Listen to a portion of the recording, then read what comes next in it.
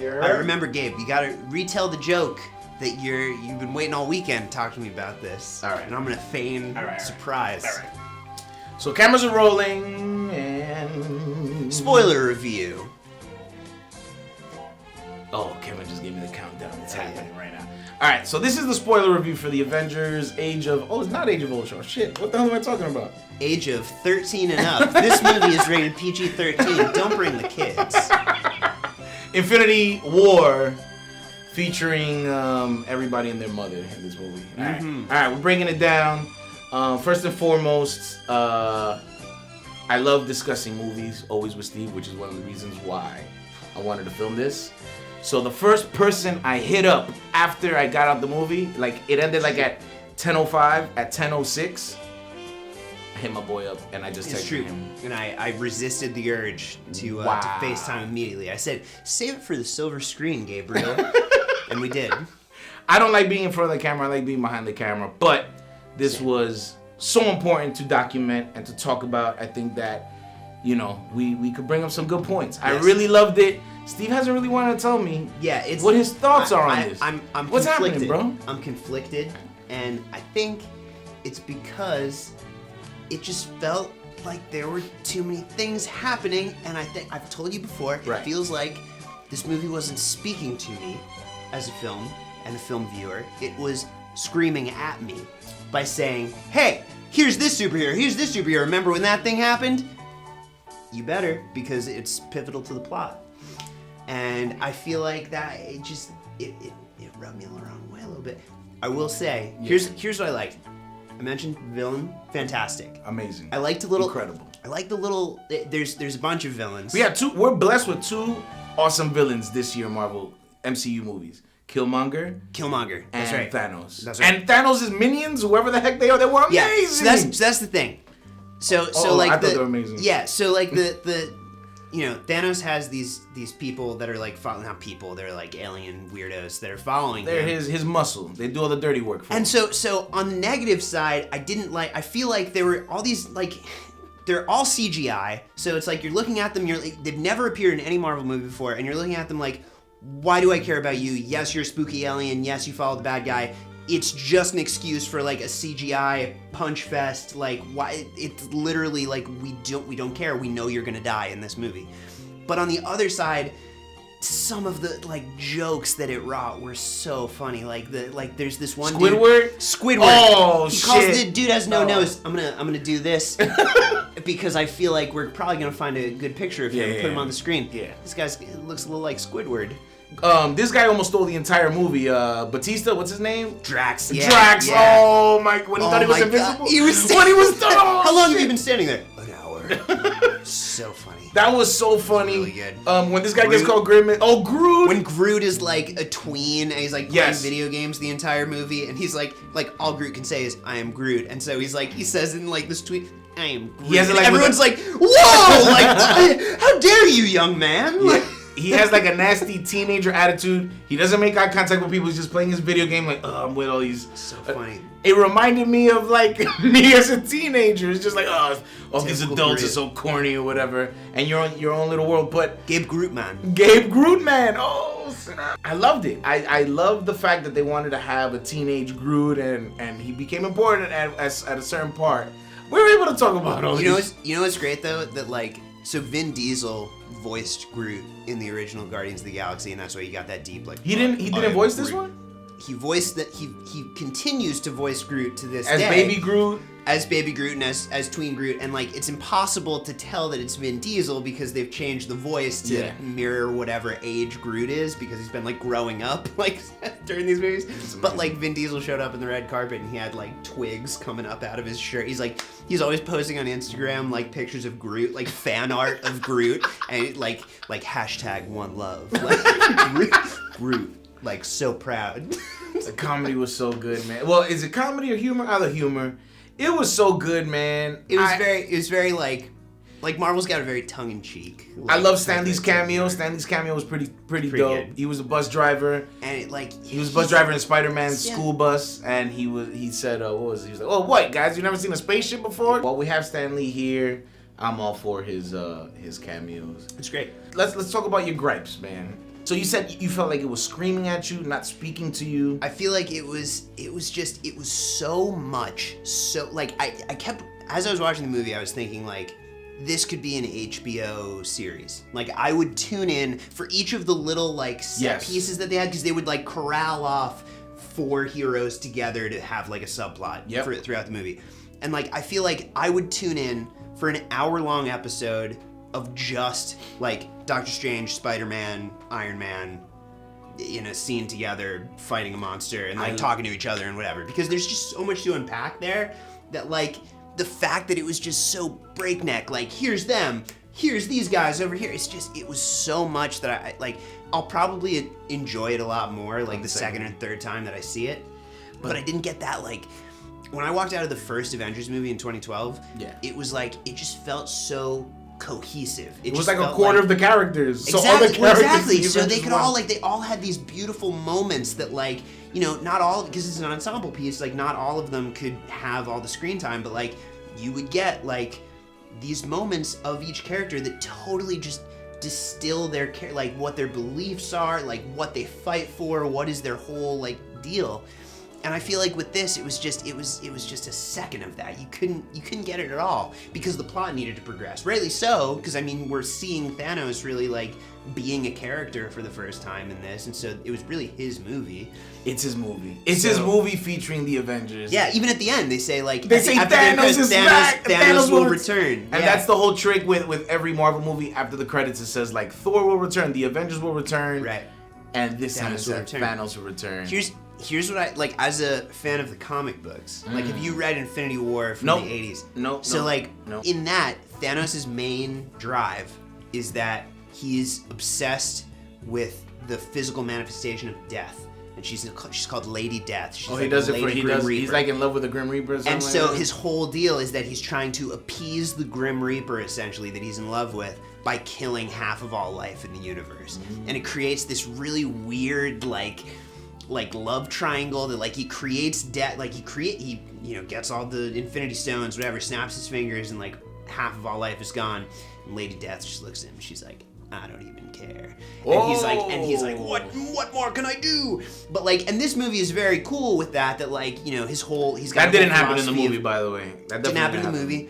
His whole philosophy is about balance, that like, you know, which I think is really cool, because like you can almost step back and kind of see. They gave him a human element from a twisted perspective. Yeah, how he's like kind of. It can make sense in his head. It makes sense that if he destroys, there's only a finite amount of resources in the universe. If he kills half of life in the universe, the other half flourishes, have wonderful lives, because there's an abundance of resources. He has a real story. And so it's weird to me that they didn't have this weird creepy love angle, just because in Thor Ragnarok. Because I love Thor Ragnarok. I hated it. Hela is like the goddess of death. This is Thor's sister. I spoke to my brother about that, and he thought that she was supposed to be. And I thought that Thanos was gonna be like in love with Kate Blanchett. Nah, he loves himself. He loves himself, and he loves his daughter. He does. Okay, here's the other thing. Talk to me. I hated. I'll say it. I'm not afraid. I hated that Thanos throughout the whole movie. So much of it is contingent on him loving his daughter, Gamora, who's part of the Guardians of the Galaxy. Right. So much of the plot is so important to that. Played by Zoe Saldana, Dominican actress. Just want to put that out there. Hey. All right, here we go. So much of that is so important to the plot. But you never, like, you understand that Thanos is upset by it. Josh Brolin has an amazing performance, that he's, like, so sad at these decisions that he has to make because, like, you know, she is a casualty of this war that he's waging. But they never show you why this love is real. They just tell you. They tell you he loves her. Literally, he just takes her by the hand as an orphan girl and is like, hey, you're gonna be my daughter now. Like, here, come on this journey with me. You're going to be my daughter. And like, we get these little flashbacks, and that's cool. And we get into like his head even. We literally see inside Thanos' head, which is a very cool like moment in the movie that you understand his psyche. But it's still just telling you he loves his daughter. You don't understand why he loves his daughter. I have a rebuttal. How about it? Here's this guy who's killing everything and everybody in his path, and for whatever reason, he likes this little girl. He has an attachment to her. I know what you're saying about like they're just telling us, but the fact that he stops doing everything he's doing, mind you, he meets her while he's genociding her entire species, yeah. And he just gets. For whatever reason, he just gets to a liking on a father-daughter level. It's not creepier than that, but I took it as it was. It was just like, here's this crazy dude, and for whatever reason, he has a liking to this girl, and truly enough, he trained her to be one of the most devastating assassins in the world. I guess he saw something, which we also just hear. That's the thing. I love Guardians. In the movie, of the Galaxy. she never does anything. She never does anything crazy. It's like you hear everyone saying like Gamora's the craziest assassin. I gotta in the universe. rewatch. And it's like you never see evidence of that. And I think it works if that was his only child. But instead, he has like a robot child too. He's got like whatever her name is. The robot, the blue girl. Nova? It doesn't matter. What the hell is his name? He's got like another daughter, and then all of his like henchmen in this movie also call themselves like the children of Thanos. Oh, that's what they're called? Yeah. I just thought they were called the Black Order or something like that. They call themselves the children of Thanos. Yeah. And so it's like, okay, like he's got this whole deal that he like adopts people and like brings them into his fold. And it's like, all right, like why Gamora? Why is she so important? I will say, what is your take on? There's a very insane cameo. This is the only part. Like I watched it with my girlfriend. She said that throughout the movie, this is the only time that I gasped during the entire movie. Red Skull, baby! Red Skull made it back. Red Skull comes back. So this Captain America's like arch nemesis who like disappears in the which had the potential to be like so cool, like one of the most awesome. Like his makeup was so dope in the original. He's just like this unhinged Nazi. Like what? That's the perfect villain. And when I heard the voice. I was like, that voice sounds familiar. Turns out it's not even Hugo Weaving. It's not even. He's like a completely different actor. And that's the problem. Therein lies the problem. Hugo Weaving decided that he was, too cool for comic book movies, and so he didn't want to reprise the role. And so that's why he hasn't showed up in any of the Captain America movies, which, like, fine, good. Like, Hugo, you do you. Whatever you want to do. But then they brought in an actor that did, like, an impression of Hugo Weaving. I didn't hate it, man. I loved it. You gasped because of bad? No. I gasped because, I love Red Skull. I love old school Captain America Red Skull stuff. And so I was like, whoa, that's sick. But then he's just like a floating ghost in the thing. They have him as this, like, guardian of the Soul Stone. Yeah. And I looked at that and I was like, his whole deal is that he's like an unhinged Nazi trying to bring about like the Fourth Reich, and Captain America is trying to stop him. The fact that like he plays like the ghost of Christmas future like in this movie, it just felt weird to me that he's like just floating head. It made me feel like here are the corporate strings at play, thinking Chris Evans probably is not going to come back as Captain America in like a couple movies. This is our last chance to throw in Red Skull. It's just like a little like, hey, we remember Red Skull to the fans, which like to me is like, that's cheap. Like, all right, whatever. Steve was in a bad mood that day, guys. I was in a bad mood. I was a grumpy Gus. I loved it. I loved it. I felt like, I was like, damn, this guy was so important. Where did he go this whole time? Because he got, in Captain America 1, he got sent somewhere, right? Like, it looked like he disintegrated or whatever. Beamed off into somewhere. But here's my point. He got sent off somewhere. We thought that he died. I didn't think he died. I mean... He never dies. Whatever. In the comic book world, no one... Dude, does anyone ever really die? That's the thing. Okay. So, wait. Good segue. So then, that's what I'm getting. That's where I'm going. Sure. So, the fact that he was sent somewhere to guard the soul gem kind of makes me think, oh yeah, a lot of people died at the end of this movie. I think that the fact that no one really dies, some people probably will, but the fact that this is the spoiler edition, so end of the movie, snaps his fingers, half of all life. He does snap his finger? I didn't catch that. His finger, which, he's wearing a metal gauntlet. How does that work? How do you snap your fingers wearing a metal gauntlet? So, that's just not scientifically accurate. But so he snaps his fingers, half of the universe disappears of life, and they're all gonna come back because all the people that disappear, because it's supposed to be totally random that everyone half of all life disappears. All of the Avengers that disappear are the new Avengers. All of these movies that would be Doctor Strange, all Spider-Man, the classic Black Avengers stay with all it. of the ones from Avengers back. 1, which is the ultimate fake out, I feel like, because all of the Avengers, I feel like in the next movie, are probably gonna die because it's like end of the contracts, and if any of them survive, it'll be the big surprise. They're like, oh wow, they made it. But that makes the stakes real because we don't know whether or not Which they're gonna... death affected you the most, Steve? I don't know, man. I feel like... I got one. What? Spider-Man. Yeah, Spider-Man. When Spider-Man died, and he was like, Mr. Stark, I don't feel so good. Yeah, that was like... He's like, I don't want to go yet. I was really like, sad. wait, what?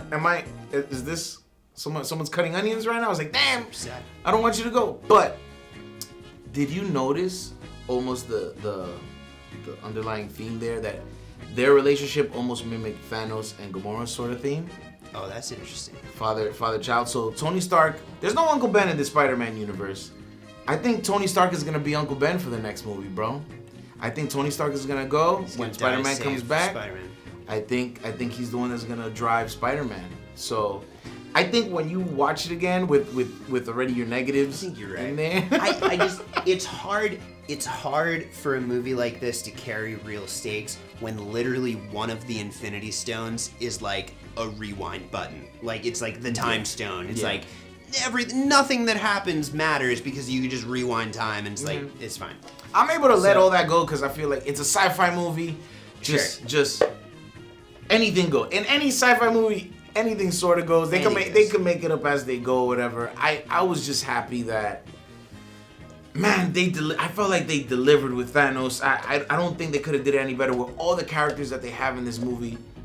I think the writers, the directors, they did an incredible job. They did as great as they could ever do. You can't impress everyone, and the fact that like almost everyone was impressed. It's pretty good. They did so good. There were some missing characters in this. No Hawkeye, no Ant-Man. Yeah, that was weird. Like in a movie that all of them were in, I thought for sure like the post-credit scene or something was gonna have both of them just being like, "Hey man, we got families. We sat this one out. Isn't that fun?" Is that what's the reason?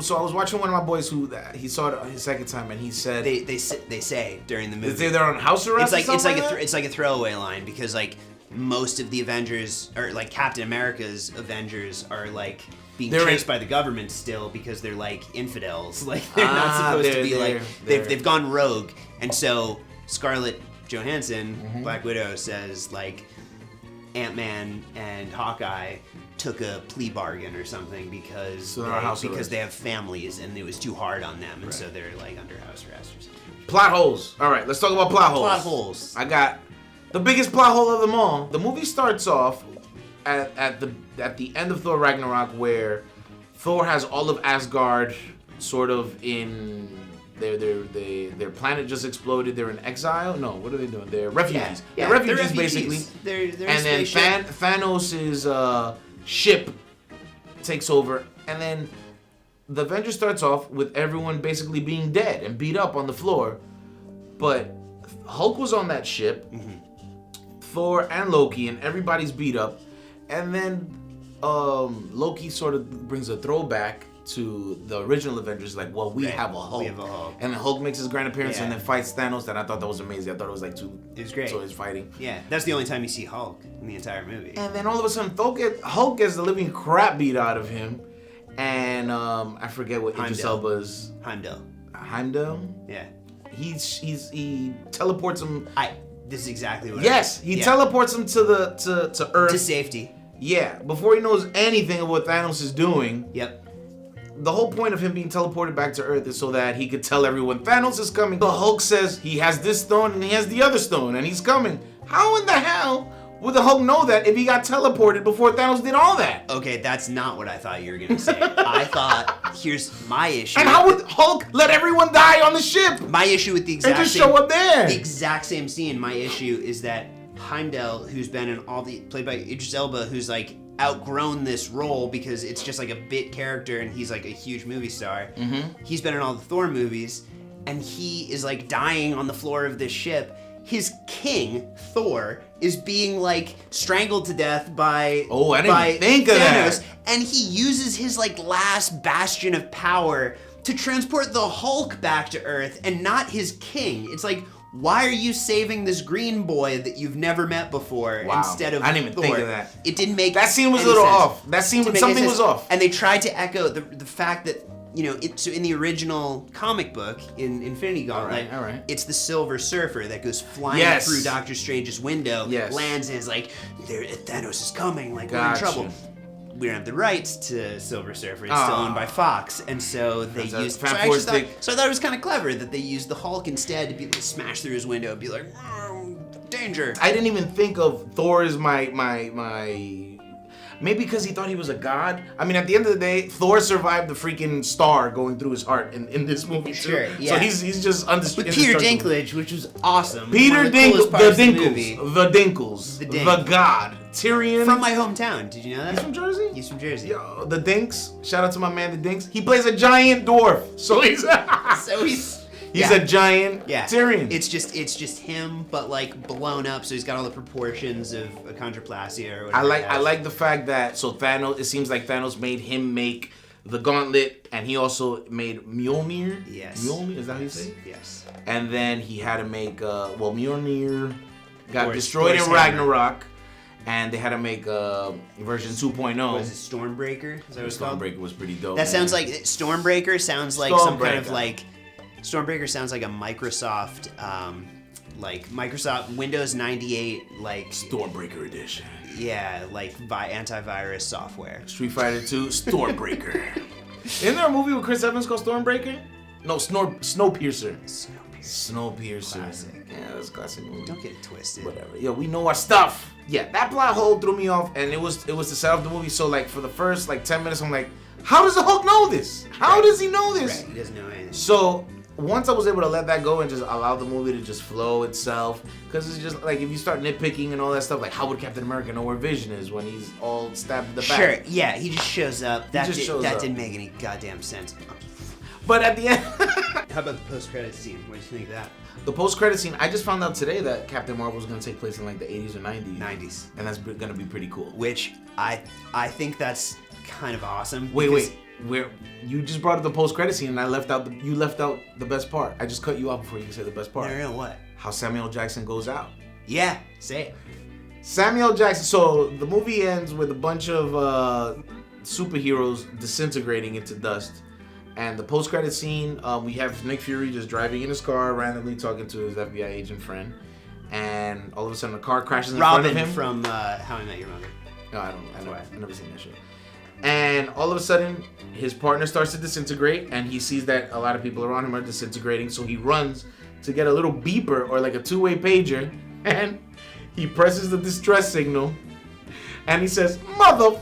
And he disintegrates into dust. He says the F word, it just disintegrates him. That was brilliant. That was awesome. The humor was amazing in this movie, even in the post credits. I mean, yeah, like on Earth, you're probably thinking like, well, it's the Rapture right now because like just half of all people just like disappear into dust. But I thought it was hilarious that like knowing ahead of time, like not everyone. He has like two lines in the whole movie, and there's like a second line. Knowing ahead of time that Captain Marvel with Brie Larson that comes out in like 6 months or something. Oh, it comes out this year? Yep, I think so.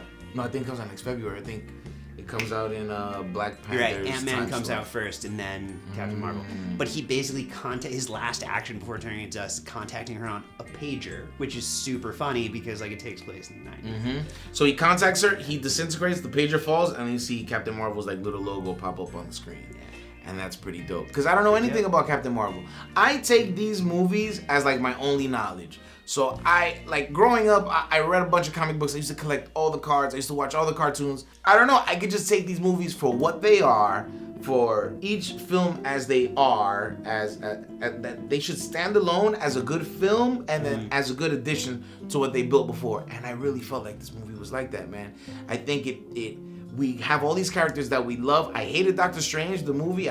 But he's the man in this movie. It's one of my favorite ones. Thor, but I'm biased because I have the comic background. Like Doctor Strange. Like I read comics growing up, and Doctor Strange was one of my all-time favorite superheroes. I know the fact that was informing my opinion of Doctor Strange the movie. Right. I was like, right on. I know that you said you were bothered a little bit by these guys just being broken up in groups, but I thought that those groups were like broken up perfectly. Like Tony Stark, Doctor Strange, and Spider-Man are on their own little mission. That's great. And then we have the Guardians with Thor and like the the humor was so funny with it. He kept calling Rabbit. That was hilarious. He kept calling it rabbits. What is this? And then I love how they brought everything back full circle with the eyeball that Groot finds in Guardians of the Galaxy 2. That was really cool. I was like, damn, did they plan this? That was cool, but that was also a negative for me. I'm like just playing devil's advocate. That was also a negative. In the comic book, he never had an eyeball. No. It's because so Thor Ragnarok was directed by Taika Waititi, who took like a totally left field kind of comedic. He definitely did acid before writing that script. Yeah, it was like more of a comedy than an action movie, Thor Ragnarok. And so the fact that he made these bold choices, like A, Asgard gets blown up and now they're all refugees. Right. B, Thor gets his eye torn out and so now he's wearing an eye patch like his dad Odin. He's half pirate, half angel, according to. That was really funny. According to Drax. Oh man. But so they took these big swings in that movie, which I thought was really cool. And then within seconds of this movie starting, it's like, okay, that didn't mean anything because all of the Asgardians are dead now, so there was no point to that. Also, now Thor has an eyeball again, so now there's no point to that. They're gonna die anyway. I want to see repercussions to actions taken in other movies, and this is just like the corporate string saying hey, let's fix that. Because One-Eyed Thor isn't gonna sell action figures. They were gonna die anyway. Steve. Half of them were. They died. Now all of them died. Thanks to Hulk not showing up until the very end. We just let me call Hulk. We have a Hulk. So Hulk was sleeping the whole time. What was Hulk doing when Thanos was murking the whole squad? He had performance issues. The Hulk had performance issues. Oh my god. At first I didn't know if I liked that or not, that they basically treat him transforming into the Hulk like erectile dysfunction. And he was he's like, come on, turn green. He was like, come on, buddy. And the Hulk's like, nope. Because I guess he was so scared of Thanos. I get why they did it, because it adds more conflict. Because if the Hulk could just keep getting beat up and come right back, I guess you're just whatever, just sick the Hulk on him. Sure. So I guess it adds and a little you want conflict. it to be impactful when he comes back next time. Right. And I do appreciate in all the trailers that they show the Hulk in Wakanda. The Hulk never shows up in Wakanda. Mm-hmm. Bruce Banner is inside the Hulkbuster. Yeah. So I appreciate these filmmakers trying to confuse. That was confusing the right way. Yeah. Totally. Whoever's coming up with theories and all that stuff. Subverted expectations. I really like that, man. I don't know. I'm really proud of Marvel on this one, man. I felt like people were left. This is probably how people felt after leaving Empire Strikes Back, when the bad guys win. The movie ends with Thanos. Yeah, you're probably right. After a long day of work, he's about to have a beer. He's just chilling. That's the thing. He ends in this log cabin in the woods, and he's just well, killed half of our life, did my mission. My job is done. Whatever. But kicks it. But what I find cool, they humanized him enough that I think he's gonna have regrets of all the stuff that he lost. So he lost all of his minions, all those guys died, right? His whole crew and his daughter that he loved the most. He had to sacrifice his daughter to get one of the gems or one of the stones, whatever. So that was the best part of the fact that he even though I have problems surrounding the issue, the fact that he had to sacrifice there's gonna be some regret. A soul for a soul. The biggest part, which I love Doctor Strange, there's a part that all of a sudden you see Doctor Strange meditating and spazzing out, and they're just does he do this all the time? Is he broken or whatever? I said during the movie that's gonna be a gif of just people who are drinking too much Red Bull or something. Drinking too much Red Bull, making too many seeing alternate realities all around. So at that point, he said that he drew out this situation 1 million out of 6 billion times out of some crazy number he threw out, and they were just how many times did we win out of that? He was just once. He was all right, so let's do it that way. So I think everything is happening the way Doctor Strange wanted it to happen. Yeah. Which is to the point that Doctor Strange, he made an oath to protect the stone that he had on his chest, and he promised Tony Stark. Well, he just told Tony Stark, I will do everything in my power to protect that. If you guys are about to die, you're gonna go. And he chose to save Tony Stark's life. Yeah. Rather than. Which is the hero moment, That's what heroes do. They gotta save one over the masses. Vision, I thought, was really weak. I was why is this guy? Why did they even bring him in? He might be the weakest Avenger. Is Vision the weakest Avenger? No, he's the strongest Avenger. But does anyone care about Vision? I care about Vision. He wears turtlenecks. He wants to be a regular guy. He's a pink robot. He's a pink robot, but Who is the worst I Avenger? think he's groovy. Who's the worst Avenger? Falcon? It's like between him and Falcon. Probably Falcon, yeah. I mean, Ant-Man and Hawkeye didn't make it, so I guess they must be... War Machine. War Machine is pretty... He's paralyzed. Yeah. I don't know. Vision, I feel like they just introduced him to just show that he could lift up Thor's hammer and then put it down. They were just like, he's strong. Trust us, he's strong. Yeah. And that was it. I like him. I think his relationship with Scarlet Witch is cool. That was really good. There's like 3 couples in this movie that basically ask their significant other to kill them. There's a lot of... Which is like it kept happening over and over again. There's a lot of sacrifice. There's a lot of sacrifice happening. That was cool. T'Challa was kind of useless in this movie. He just was there. Like Wakanda was more of a character. Wakanda was more of a character than T'Challa himself. That's true. That's true. Which, still welcome. Everyone, as soon as they showed Wakanda, everyone was like, yeah. It felt like I saw my childhood on screen. That's awesome. And everything that they worked their butt off for these past 10 years to create this movie, I think they did a hell of a job. Doing it as good as they could do it, and a villain that really made you think damn, is this person gonna die? Is this I know contracts are up. Yeah. Are these guys really gonna go out like this? So yeah, and I had a good time too. 9.5 out of 10. I give it 9.5 out of 10. I gotta my favorite one. I gotta give it. I hate numerical reviews. I'm gonna give it 7. Give it a 7. What do you have ranked higher than this, out of curiosity? Doctor Strange. You give Doctor Strange higher review? No, I don't. Because I know that's completely subjective. The original Avengers you like better. The original Avengers I thought was just so pure, and it's whoa, all these superheroes together. What did you give Age of Ultron? Oh, that was a 4. All right. Damn. I they're only out of all the Marvel movies. There's been 20 of them so far. No, Ant-Man is gonna be 20. Yeah, so there's been 18 or 19 so far. Mm-hmm. I love the original Avengers. I loved the original Iron Man. Civil War. As far as the most recent ones, I think Civil War and Black Panther I would rate above Infinity War. But I can appreciate it's a little bit apples to oranges, because I can appreciate what they were trying to build towards and what they were doing. It was inevitable that this was going to happen. That everyone needs to come head to head. What I appreciate about Doctor Strange and Black Panther is that they felt like they weren't part of the MCU. Yeah, it was like a character piece. It was a little I really like Black Panther. Yeah. I think I gave Black Panther an 8 out of 10. Yeah. But this was not bad. I think when you rewatch it and you have and you're able to just enjoy it, you're like, damn, nice. They did their thing. Yeah. Anything else you want to touch on?